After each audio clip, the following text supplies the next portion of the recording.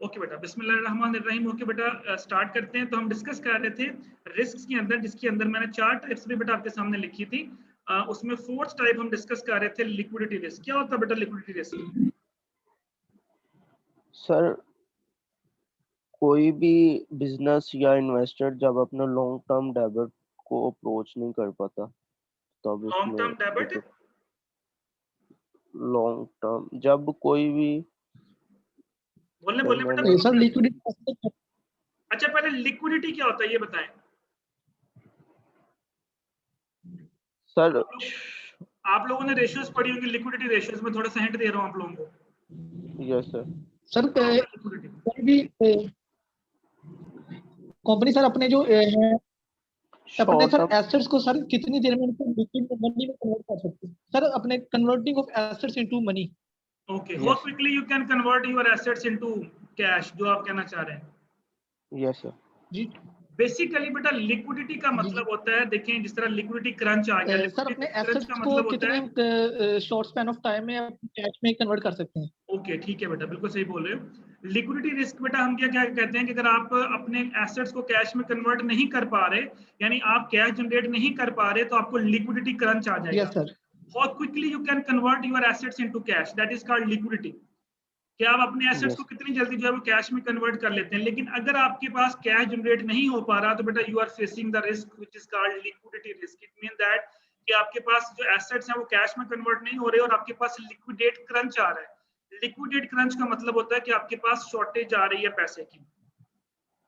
आप लोगों ने एक काम करना है, जब आप लोग नेक्स्ट क्लास में आएंगे तो आपने ये एक दो चीजें पढ़ के आनी है जो कि आप मुझसे डिस्कस करेंगे। जीएफसी पढ़ के आना, which is called global financial crisis. जी। मैं लिख रहा हूं, इसको आप बेशक नोट कर लें।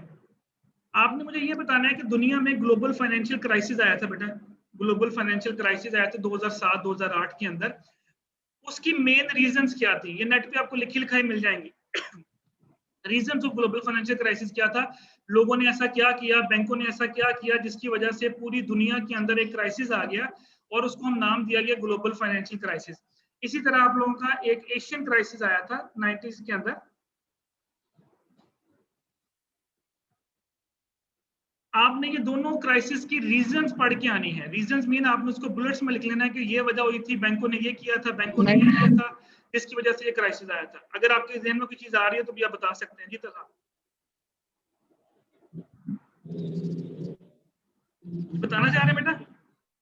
नो सर अभी तो नहीं है। ओके चलें, मैंने एशियन आपको क्राइसिस जी बोले सर, एशियन क्राइसिस 1929 में शायद था आया। नहीं, 90s के अंदर आया था बेटा, चेक कीजिएगा, एग्जैक्ट डेट चेक कर ओके लीजिएगा। सर। 90s में आया था। Okay sir. हाँ, डेट चेक कर लीजिएगा। जस्ट आपने करना ये है कि सिर्फ आपने इनकी रीजंस देखनी है कि क्या वजूहात थी, कि क्या ऐसा हुआ था कि जिसकी वजह से जो दोनों क्राइसिस आए थे। मेन फोकस आपके ग्लोबल फाइनेंशियल क्राइसिस के ऊपर होना चाहिए।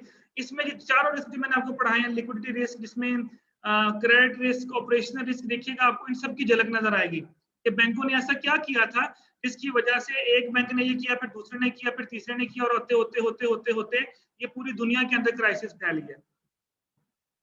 तो ये आपने रीजंस को देखना है। मैं फिर बताऊंगा आपको डिटेल में कि ये क्यों आया था, मैं भी बताऊंगा, लेकिन ये आप लोगों ने एक दफा पढ़ के आना है। इसको नेट से सर्च कीजिएगा, ठीक है? ये भी आपके लिए ओके टास्क सर। समझने के आपने करना है।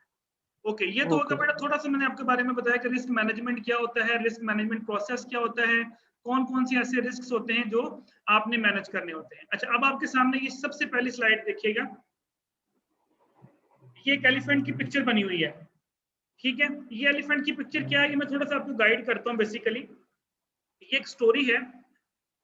स्टोरी ये थी कि एक जगह पे एक एक्सपेरिमेंट किया गया। वो एक्सपेरिमेंट क्या था, वो एक्सपेरिमेंट ये था कि एक हाथी को लिया गया और उस हाथी को जो है वो एक डार्क कमरे के अंदर बंद कर दिया गया, डार्क रूम के अंदर बंद कर दिया गया। बिल्कुल बेसिकली ये जो कॉन्सेप्ट था ना, ये परसेप्शंस के ऊपर था, ये मैनेजमेंट का कॉन्सेप्ट था, लेकिन इसी कॉन्सेप्ट को हम फाइनेंस के ऊपर भी अप्लाई करते हैं। अच्छा, उसको डार्क रूम में बंद कर दिया गया, कमरे में, अंधेरे कमरे में, और लोगों से कहा गया, वन बाय वन लोगों को अंदर भेजा गया। उनकी आंखों पे पट्टी भी बांध दी गई और कमरे के अंदर वैसे भी अंधेरा था। और उनसे कहा गया कि आपने कमरे के अंदर जो भी चीज है, उनको नहीं बताया गया कमरे में हाथी है, उनको बताया गया कि जो भी चीज है आपने उसको टच करके बताना है वो क्या चीज है। जाके आपने हाथ लगाना है और हाथ लगा के आपने टच करना और बताना है कि क्या चीज है। बेटा अजान हो रही है, 2 मिनट वेट कीजिएगा। मैं फिर यहीं से स्टार्ट करता हूँ। अज़ान हो ओके गई। सर। ओके।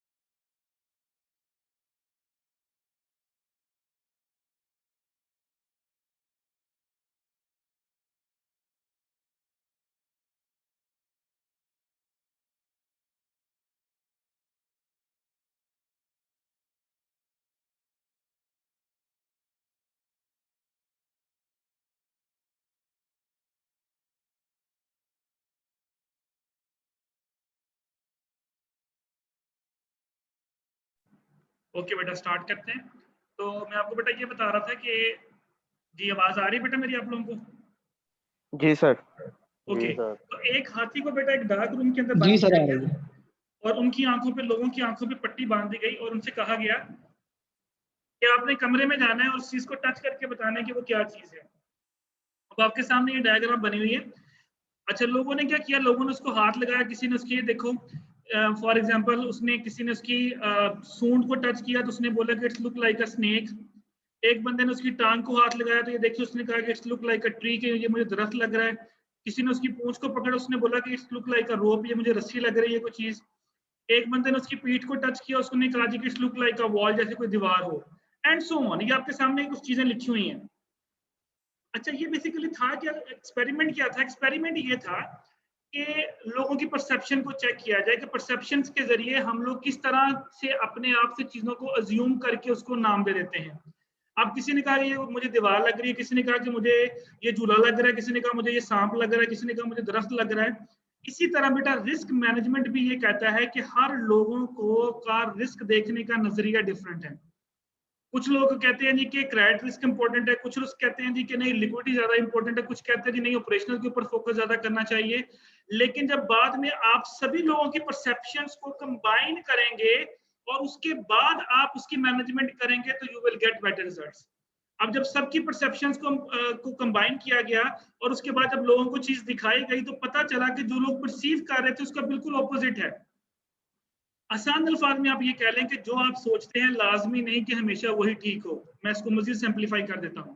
तो रिस्क मैनेजमेंट भी ये कहता है कि किसी एक रिस्क के ऊपर फोकस करके मत बैठ जाएं। You have to identify all the risks have all the importance. Doesn't mean that कि आपने ऑपरेशनल को ज्यादा फोकस दे दिया, क्रेडिट को कम दिया, आपने लिक्विडिटी को ज्यादा फोकस किया, आपने बाकी रिस्क को कम फोकस किया। अगर आप ऐसा करेंगे तो मे पॉसिबल, आप कहते हैं जी मैं लिक्विडिटी को फोकस करना, आप उसको मैनेज करी जा रहे हैं, लेकिन दूसरी तरफ मार्केट रिस्क आपको पड़ी जा रहा है। So that's why risk management ये कहता है कि you have to identify all the risks and you have to analyse all the risk, you have to prepare the strategies for all the risks and then you have to implement those strategies. हाँ, ये तो जरूर हो सकता है कि risk सारे important है, लेकिन हम लोगों ने जब मैनेजमेंट करने जो मैं आपको सिखाऊंगा तो हम उसमें ये कह सकते हैं कि यार इस रिस्क के लिए इतना पैसा रख लो, इस रिस्क को मैनेज करने के लिए इतना पैसा रख लो। लेकिन हरगिज मतलब ये नहीं कि इसको इग्नोर कर दो और इसके लिए पैसा रख लो। नो, ये मैं चीजें आपको सिखाऊंगा। जब हम रिस्क के अंदर कैलकुलेशंस करेंगे, जब मैं आपको इसके अंदर कुछ न्यूमेरिकल्स करवाऊंगा, वहां पे मैं आपको सिखाऊंगा कि मार्केट रिस्क के लिए अगर आप 2 मिलियन रख रहे हैं तो मे पॉसिबल क्रेडिट रिस्क के लिए हम 0.5 मिलियन रखें। क्यों? क्योंकि उस वक्त हमें क्रेडिट रिस्क इतना फेस नहीं करना पड़ रहा जितना दूसरा रिस्क फेस करना पड़ रहा है, लेकिन उसको बिल्कुल इग्नोर नहीं करना। तो बेटा यही रिस्क मैनेजमेंट कहती है। ये डायग्राम बेसिकली ये एक्सप्लेन करती है कि जितनी भी परसेप्शंस होती हैं उन सब परसेप्शंस को कंसिडर करें। जितनी भी मार्केट के अंदर फोर्सेस हैं, हर फोर्सेस को कंसिडर करो। किसी भी चीज को लाइट मत लो। ये मत समझो कि सिर्फ ये चीज मैंने परसीव कर ली तो बस यही ठीक है, बाकी सारे गलत है। नो, ऐसा गलत है। जो मैं हूं वो ठीक है, ये भी गलत बात है। मार्केट में इस वक्त क्या चल रहा है, मार्केट में इस वक्त लोग क्या बातें कर रहे हैं, उन चीजों को भी आप मद्देनजर रखें। उसके बाद अगर आप रिस्क को मैनेज करेंगे तो बेटा you will manage your risk properly. Understand the idea बेटा? Yes sir. Yes. आइडिया समझ में आ गया? यानी आसान अल्फाज के अंदर कि जब भी आपने रिस्क मैनेजमेंट की तरफ जाना है तो आपने किसी एक रिस्क को जहन में रख के नहीं जाना। आपने ये समझना है कि जितने भी मार्केट में इस वक्त रिस्क हैं वो सारे मेरे लिए इंपॉर्टेंट है। मैंने सबको इक्वल वेटेज देनी है, मैंने सबको इक्वली इंपॉर्टेंस देनी है। जो लोग बातें कर रहे हैं मैंने उनको भी सुनना है, जो मेरे जहन के अंदर परसेप्शन है मैंने उनको भी देखना है। लेकिन कभी भी हमेशा अपने आप को ठीक नहीं कहना। मैं एक चैप्टर पढ़ाऊंगा बिग मिस्टेक्स के नाम से। मैं अभी इसी चैप्टर, इसी बुक के अंदर एक आएगा बिग मिस्टेक्स के अंदर कि कौन कौन सी ऐसी बड़ी मिस्टेक्स हैं जो हम लोग करते हैं। उसमें एक सबसे बड़ी मिस्टेक होती है कॉग्निटिव बायसनेस। कॉग्निटिव बायसनेस क्या होता है कि जो आपका दिमाग कहता है वही ठीक है। अक्सर आपने ऐसे लोग देखे होंगे ना जो कहते हैं जो मैंने कह दिया वही ठीक है, चाहे अगला बंदा ठीक भी हो कहते नहीं यार तुम गलत हो। अगर आपके अंदर इस तरह की कॉग्निटिव बायसनेस है तो बेटा आप फिर अपनी कंपनी का बेड़ा गर्क करोगे। तो यही बेटा रिस्क मैनेजमेंट में यही कहता है कि you have to give the equal importance to all the risks. चलिए हम इसको वन बाय वन स्टार्ट करते हैं, थोड़ा सा आगे की तरफ लेके जाता हूँ। थोड़ी सी मैंने बेस बनानी थी आप लोगों की, मैंने बना दी कि रिस्क क्या होता है, रिस्क के अंदर क्या क्या डेफिनेशंस आ सकती हैं। ओके, अब बेटा जो रिस्क मैनेजमेंट है इसके अंदर बेटा 3 चीजें बहुत इंपॉर्टेंट है। 3 स्टेजेस इन रिस्क मैनेजमेंट। 3 चीजों को बेटा आपने हमेशा इंपॉर्टेंस देनी है। जब भी आप रिस्क मैनेजमेंट की तरफ जाएंगे तो आपने 3 चीजें बेटा बहुत इंपॉर्टेंट है। नंबर 1,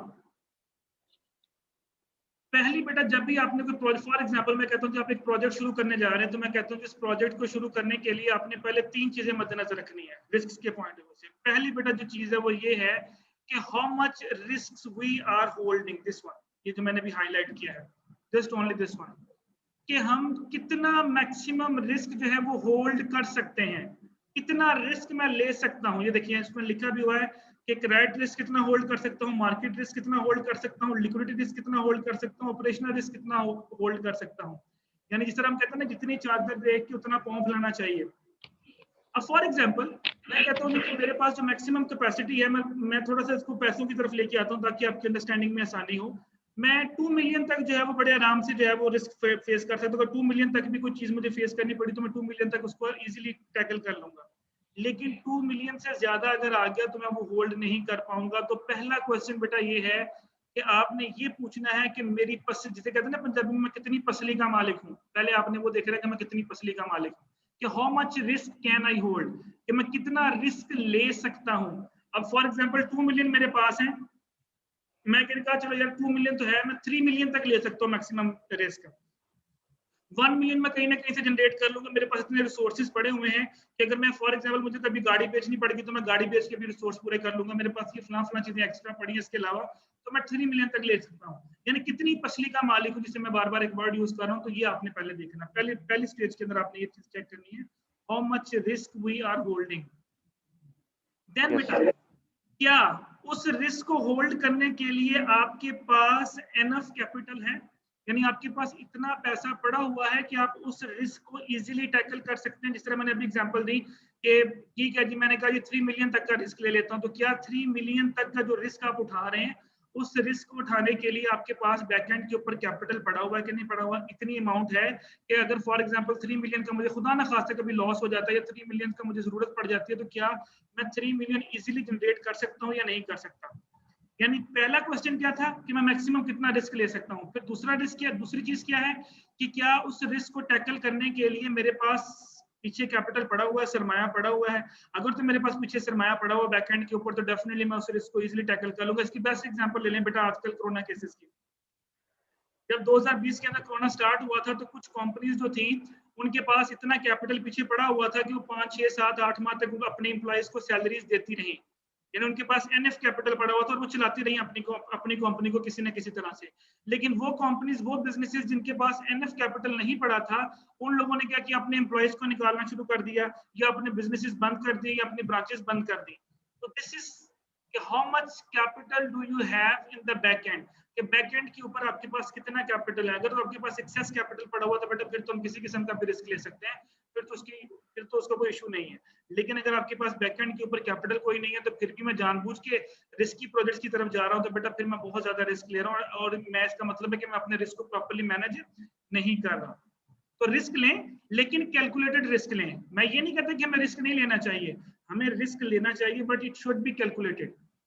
अंधाधुंध रिस्क नहीं लेना चाहिए। और यही मैं चीजें आपको सिखाऊंगा कि कैलकुलेटेड रिस्क का मतलब क्या है। जब हमारे पास आंसर्स आएंगे, फॉर एग्जांपल आंसर आता है 2 मिलियन, तो वो कैलकुलेशन हमें ये बता रही है कि आप मैक्सिमम 2 मिलियन तक का रिस्क लें। लेकिन अगर मैं 2 मिलियन की बजाय 10 मिलियन का रिस्क ले लेता हूं, यानी मैं कोई ऐसा प्रोजेक्ट शुरू कर लेता हूं जिसमें 10 मिलियन लगने हैं, तो इसका मतलब ये हुआ कि मैंने 2 मिलियन वाली जो मेरे पास एक कैलकुलेटेड रिस्क आया था, मैं उससे ऊपर चला गया। अब डेफिनेटली बेटा मुझे कोई ना कोई प्रॉब्लम आ सकती है, और अगर खुदा ना खास्ता कोई प्रॉब्लम आ जाती है तो इसका मतलब है कि मैं उस रिस्क को टैकल नहीं कर पाऊंगा।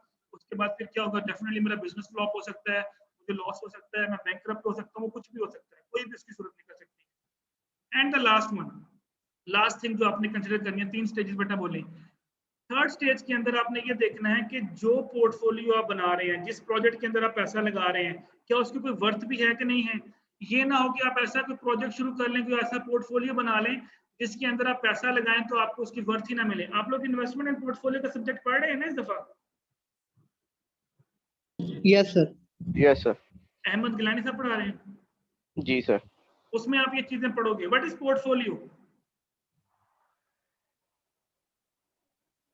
पोर्टफोलियो क्या होता है? देखिए मैंने यहाँ पे लिखा, ये देखिए मैंने क्या, ये यहाँ पे लिखा, थर्ड स्टेज के अंदर आपने ये देखना है कि whether it is worth while holding the portfolio. जो मैंने हाईलाइट किया है कि जो आपने पोर्टफोलियो होल्ड किया है, क्या उसकी कोई वर्थ भी है कि नहीं है। What is portfolio? क्या होता है portfolio? Anyone? Sir short form में बताना कि आपका जो प्रोजेक्ट है वो क्या उसकी वैल्यू होगी या क्या उसकी इमेज नो नो बनेगी जब नो आप। नो नो बेटा no, this is not a portfolio. और कोई? सर बेस्ट ऑप्शन इसमें जांची जाती है कि हमें कौन सी चीज ज्यादा बेस्ट रहेगी? Sir collection of investment. Okay, collection of investment. और बेटा investment in different areas is called portfolio. Investment in different securities is called portfolio. Collection of different businesses is called portfolio. यानी जब आप एक से ज्यादा मुख्तलिफ जगहों पे पैसा लगाते हैं तो वो जहां जहां आपने पैसा लगाया होता है उन कंबाइन को हम पोर्टफोलियो बोलेंगे। फॉर एग्जाम्पल सितारा केमिकल की एग्जाम्पल ले लें बेटा। सितारा केमिकल इंडस्ट्री में था, अब उसके बाद उन्होंने सितारा टेक्सटाइल बनाया, टेक्सटाइल इंडस्ट्री में चले गए। अभी उन्होंने अजीज फातिमा हॉस्पिटल जो है वो परचेज कर लिया, अब वो हॉस्पिटल में आ गए। फिर अभी उन्होंने एक अली फातिमा कॉलेज के नाम से किनार रोड के ऊपर एक कॉलेज बनाया, अब वो एजुकेशन इंडस्ट्री में आ गए। मीन दैट के आप जब एक से ज्यादा मुख्तलिफ जगहों पे पैसा लगाएंगे तो that thing is called portfolio. Question is that why we are doing this. हम क्यों पोर्टफोलियो बनाते हैं? सर क्योंकि हम ये देखते हैं कि अगर हमें एक तरफ से ज्यादा रिस्क हो रहा है तो दूसरी तरफ से ज्यादा रिटर्न भी हो सकता है।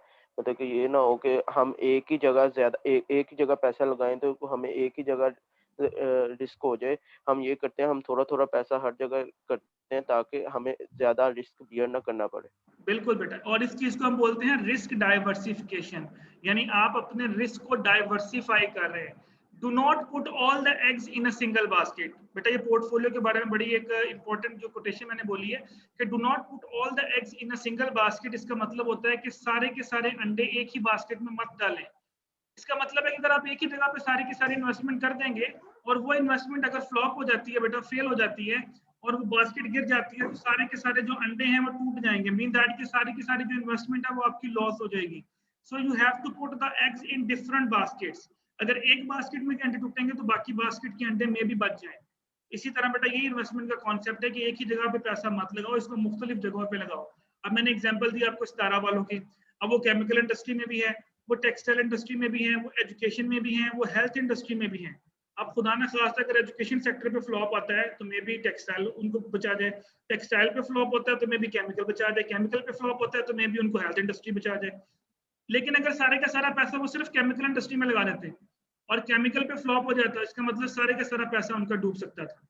तो रिस्क मैनेजमेंट के अंदर एक कॉन्सेप्ट बेटा, सबसे इंपॉर्टेंट कॉन्सेप्ट यही होता है कि हम पोर्टफोलियोज में पैसा लगाते हैं, हम पोर्टफोलियोज बनाते हैं, कभी भी हम एक जगह पे इन्वेस्टमेंट नहीं करेंगे। अब देखें थर्ड स्टेज में आपने यही देखना है कि जिन जगहों पे आप पैसा लगा रहे हैं क्या वो जगह आपके लिए फायदेमंद हैं भी कि नहीं, ना कि ऐसी जगह पे या ऐसी बिजनेस में पैसा लगा दें कि पता चले बाद में किसकी तो वर्थ ही कोई नहीं थी, हमने इतना रिस्क भी उठाया लेकिन बाद में पता चला कि इनकी तो कोई अहमियत ही नहीं थी। यानी दूसरे अल्फाज में ये समझ लें कि जब आपने पोर्टफोलियोज बनाने हैं तो ये चीज चेक कर लें कि जिस जगह पे हम पैसा लगाने जा रहे हैं कि वो चीज हमें प्रॉफिट देगी भी या नहीं देगी, ना कि ऐसे बिजनेसेस उठा लें जहां पे आपको प्रॉफिट ना मिले। तो तीन चीजें बेटा बोली, how much risk we can hold, number one, क्या उस रिस्क को टैकल करने के लिए how much capital we have, हमारे पास कितना कैपिटल है, third one, where we are investing that investment is worthwhile और नॉट, जहां पे हम इन्वेस्ट करने जा रहे हैं वो इन्वेस्टमेंट हमारे लिए वर्थवाइल है कि नहीं है। अगर तो आपको लगता है यार ये वाकई इसका हमें फायदा होगा तो you have to go for it, आप उसको उसके लिए जाना चाहिए और उसमें पैसा लगाना चाहिए और आपको रिस्क उठाना चाहिए। लेकिन अगर आपको लगता है कि यार इसकी पे पैसा भी लगाएंगे, इस पे टाइम भी वेस्ट करेंगे, हमें फायदा कोई नहीं होना, तो बेटा ऐसी जगहों पे आपको पैसा नहीं लगाना चाहिए। Understand the concept of risk management बेटा क्या होता है? Yes sir. Anyone any confusion बेटा, यहाँ तक प्रॉब्लम किसी स्टूडेंट को? कोई क्वेश्चन है तो बेटा पूछ सकते हैं अभी आप लोग। ये स्लाइड सारी जी, ये स्लाइड सारी की सारी इसी के ऊपर लिखी हुई है। जस्ट मैं जो कॉन्सेप्ट दे रहा हूँ अपने कॉन्सेप्ट ध्यान में रखना है, इन स्लाइडों को रट्टा लगाने की जरूरत नहीं है। Just you have to take the concept, जो मैं आपको मीनिंग बता रहा हूँ जस्ट आपने उन मीनिंग्स को देखना है। इसके अलावा आपको वहां पे मतलब रट्टा लगाने की जरूरत नहीं कि स्लाइडों में इतनी लंबी लंबी स्लाइडें लिखी हुई हैं। Just take the concept only, आपको अपनी वर्ड में आप एक्सप्लेन कर सकते हैं। जी बेटा कुछ पूछना चाह रहे थे आप?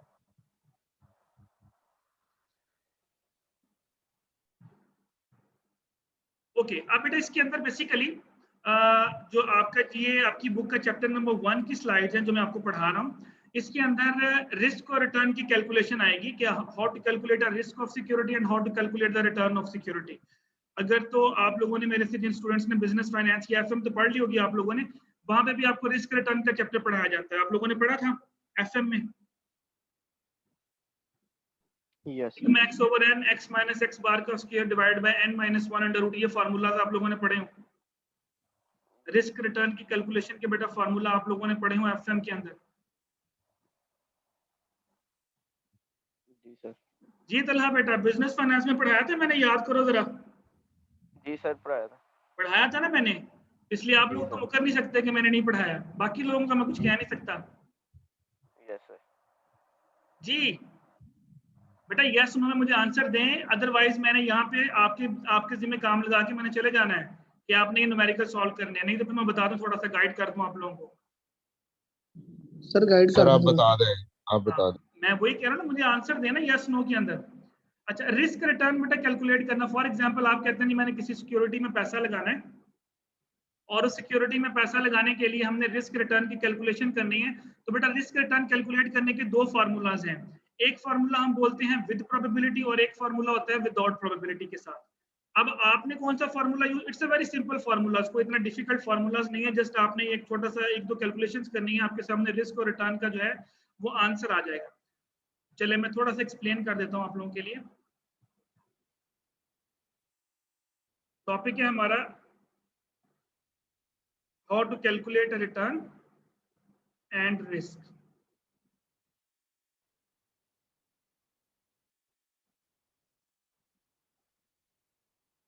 यानी अगर आपके पास एक सिक्योरिटी है, आप उसका रिस्क और रिटर्न कैलकुलेट करना चाह रहे हैं, तो आपने उसका रिस्क और रिटर्न कैसे कैलकुलेट करना बेटा, वो मैं आपको तरीका बताने लगा हूं। यानी आप कहते हैं मेरे पास पेप्सी का शेयर, आप कहते हैं मेरे पास कोक का शेयर, आप कहते हैं मेरे पास नेस्ले का शेयर है। मैं कहता हूँ जिसका आप रिस्क रिटर्न निकालो कि पेप्सी का क्या रिस्क रिटर्न है, कोक का क्या रिस्क रिटर्न है। यानी एक एक सिक्योरिटी का आप रिस्क रिटर्न निकालना चाह रहे हैं। एक फार्मूला बेटा विद प्रोबेबिलिटी, और एक फार्मूला होगा विदाउट प्रोबेबिलिटी।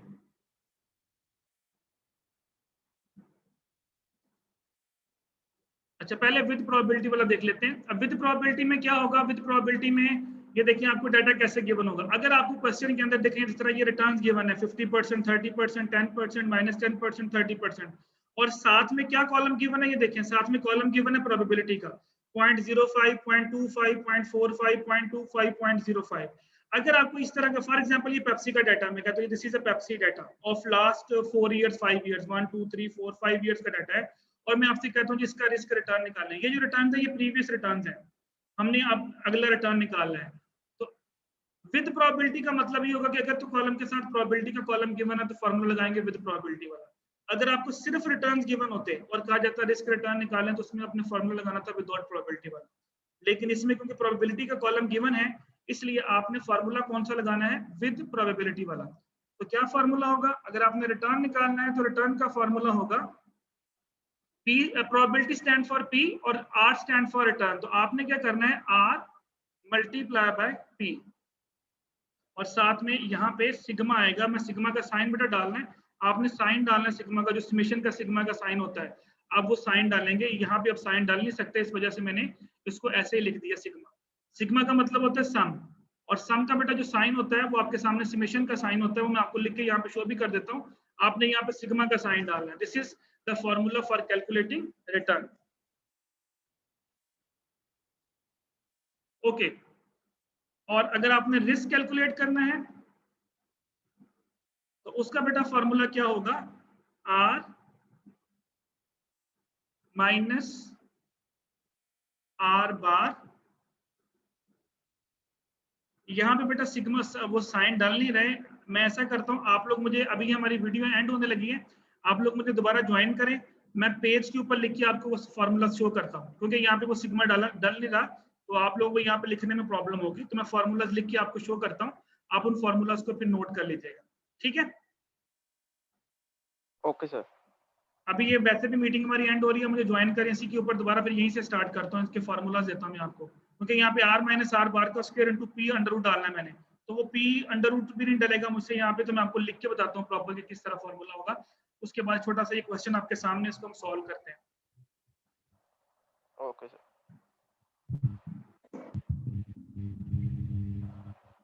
स्क्रीनशॉट ले लो बेटा इसका भी, इस क्लास का भी स्क्रीनशॉट ले लो। तला ले लिए सर।